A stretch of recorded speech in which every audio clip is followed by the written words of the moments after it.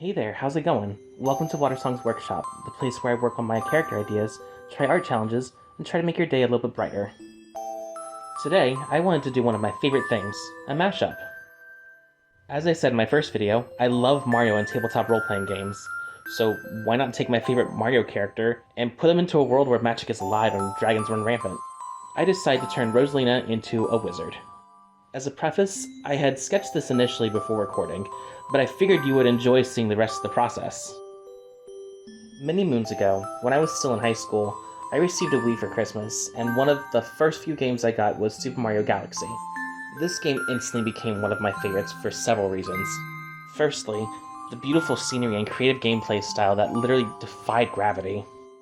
Every planet was a new, beautiful place to explore, and every time I flew through space, I could see how much love was put into this game. Additionally, the soundtrack for this game was beautiful, exciting, and mysterious. I loved it so much, I used to fall asleep to it because I thought it would help me have exciting dreams. And lastly, Super Mario Galaxy introduced my new favorite character in the Super Mario franchise, Rosalina. Rosalina is the gentle protector of the Lumas, and the aid to Mario in his quest to save Princess Peach, and the graceful yet powerful magic wielder that can bend the laws of gravity and space. Rosalina quickly became my favorite because of how protective she is of the Lumas, excluding Smash Bros, we don't talk about that, how she holds herself with grace and humility, and aesthetically, her bright, regal, and mysterious vibes resonate well with me.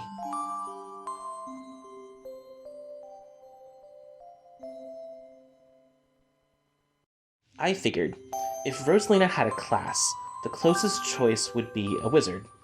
Based off of her story that we hear in Super Mario Galaxy, it doesn't seem like she's innately magical per se. As a kid she shows no signs, but she seems to learn magic as she grows up.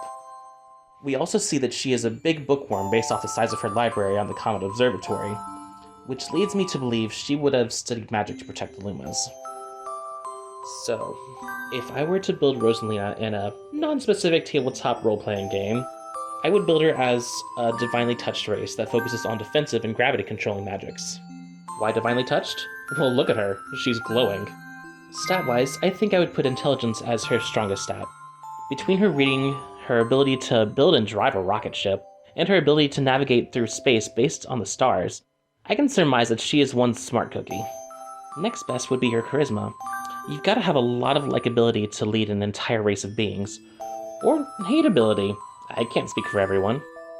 Next best, I imagine, would be her wisdom. Let's face it, not everyone can stay alive in space as a child without some survival know-how. After that would be her dexterity. She seems to know how to be dodgy in Smash Bros, and has good reflexes in Mario Kart, but outside of that, we don't see her moving too much. Next to last is her constitution. While she may have survivability, she's not necessarily the type that looks like she could take but so many hits. And her dump stat is strength.